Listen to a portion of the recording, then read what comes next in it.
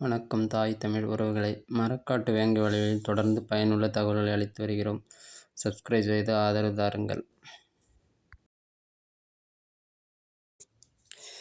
வணக்கம் நண்பர்களே. இன்றைக்கி இந்த வெண்டைக்காய் பற்றிய நன்மை தீமைகள் பற்றிய பார்ப்போம் இந்த காணொலியில்.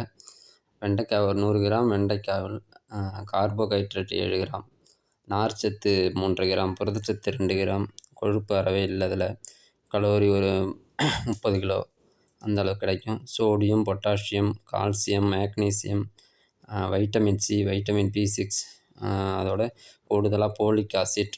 இந்த போலிக் ஆசிட் நம்ம அதிகமாக வளரிளம் பெண்களுக்கு கொடுக்க சொல்லி மாத்திரைகளாக நம்ம ஆரம்ப சுகாதார நிலையத்துலேருந்து வீட்டுக்கே கொண்டாந்து கொடுப்பாங்க. அதிகபட்சம் அவ்வளோ முக்கியமான அந்த போலிக் ஆசிட் வெண்டைக்காயிலே இருக்குது. கர்ப்பிணி பெண்களுக்கும் அந்த போலிக் ஆசிட் மாத்திரை கர்ப்ப காலங்களில் ஆரம்பத்தில் முதல் 3 மாதங்களுக்கு போலிக் ஆசிட் மாத்திரைகள் கொடுப்பாங்க அதிகமாக.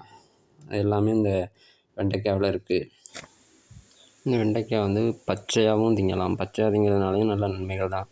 அதனால் வதக்கியோ இல்லை குழம்பு வச்சு சாப்பிட்டா அந்த நன்மை கிடைக்காது அப்படின்னு சொல்லுவாங்க. அதெல்லாம் தவறான இது. பச்சையாக திங்கிறதுக்கு ஒரு உகந்தது. அதுபோல் பருப்பு குழம்புகளை வச்சு சாப்பிட்லாம். சாதாரண பொரியல் செய்து சாப்பிட்லாம். பல வகையில் இதை உணவில் எடுத்துக்கொள்வது உடம்புக்கு ரொம்ப நல்லது. வெண்டைக்காய் அதிக உணவில் சேர்த்துக்கிட்டு இருக்கும்போது வயிற்றுப்புண் பிரச்சனை, அசிடிட்டி பிரச்சனை இருக்காது. அதுபோல் இதில் உள்ள அதிகப்படியான சத்துக்கள் கல்லீரலின் சீராக இயங்குவதற்கு பயனுள்ளதாக இருக்குது இந்த வெண்டைக்காய். அதுபோல் இதில் நார்ச்சத்து அதிகமாக உள்ளதால் மலச்சிக்கல் பிரச்சனைகள் சரியாகும். இந்த வெண்டைக்காயில் லெக்டின் புரதத்திலே லெக்டின் புரதம் உள்ளது அப்படின்னு மருத்துவர் சொல்கிறாங்க. இந்த புரதம் மார்பக புற்றுநோயின் செல்கள் அதிகரிப்பதை குறைக்கிறது. அதனால் மார்பக புற்றுநோய் உள்ளவர்கள் அதை அதிக உணவில் எடுத்துக்கொள்வது நல்லது அப்படின்னு மருத்துவர்கள் சொல்கிறாங்க. வெண்டைக்காயில் வெட்டும்போது அதில் ஒரு வழவழப்பு தன்மை இருக்கும். அந்த வழவழப்பு தன்மையானது நம்ம உணவில் உள்ள கெட்ட கொழுப்புகளை அதனுடன் ஒட்டச் செய்து மலம் வழியாக வெளியேற்றி விடுகிறது. இதனால் கெட்ட கொழுப்புகள் இரத்தத்தில் கலக்காமல் இது உதவுகிறது. வெண்டைக்காய் சாப்பிடுவதால் இந்த பயன் நமக்கு கிடைக்கிறது. இது பச்சையாக உண்ணும்போதும் கிடைக்கும், வேக வைத்து உண்ணும்போதும் கிடைக்கும். அதிக அளவில் வதக்காமல் இது உண்பதால் மிகச்சிறந்த பயனடையலாம். வெண்டைக்காயில் உள்ள வைட்டமின் கே சத்து அதிகமாக இருக்குது, கால்சியம் இருக்குது. இவை இரண்டும் சேர்ந்து எலும்பு தேய்மான பிரச்சனைகளை சரி செய்யுது. அதுபோல் இந்த உணவில் அதிகமாக எடுத்துக்கிட்டு வரும்போது கிட்னி சம்மந்தப்பட்ட பிரச்சனைகள் வராமல் இருக்கும். முன்னாடியிலேருந்து நம்ம அந்த உணவில் எடுத்துக்கிட்டு இருக்கும்போது கிட்னி சம்மந்தப்பட்ட பிரச்சனைகள் வராமல் இருக்கும். அதுமாரி சர்க்கரை நோயாளிகளுக்கும் வெண்டைக்காய் சாப்பிட்றதுனால நல்ல பயன் இருக்குது. ஆனால் சர்க்கரை நோயாளிகள் ஒரு மாத்திரை சாப்பிடுவாங்க, மெட்ஃபார்மின் அப்படிங்கிற மாத்திரை எடுத்துக்கொள்ளும் போது மட்டும் கண்டிப்பாக வெண்டைக்காய் சாப்பிடக்கூடாது. அந்த மாத்திரையோட செயல்பாட்டை இதில் உள்ள சத்துக்கள் தடுக்கிறது அப்படின்னு மருத்துவர்கள் சொல்கிறாங்க.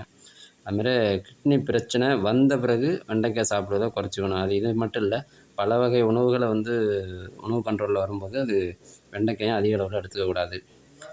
இது 2 தவிர மற்றபடி உடம்புக்கு தேவையான அதிகப்படியான சத்துக்களை இந்த வெண்டைக்காய் கொடுக்குது. மூளை வளர்ச்சிக்கு அதிகமாகவே சொல்லுவாங்க. மூளை படிக்கிறவங்க ஞாபக சக்தி இதுமாரி மூளை வளர்ச்சிக்கு வெண்டைக்காய் சாப்பிடுங்கன்னு படிக்கும் காலங்களில் ஆசிரியர்கள் சொல்லுவாங்க. அது உண்மை தான். மூளையோட சுறுசுறுப்பு தன்மை இது அதிக அளவில் தோன்றதாக மருத்துவர்கள் சொல்கிறாங்க.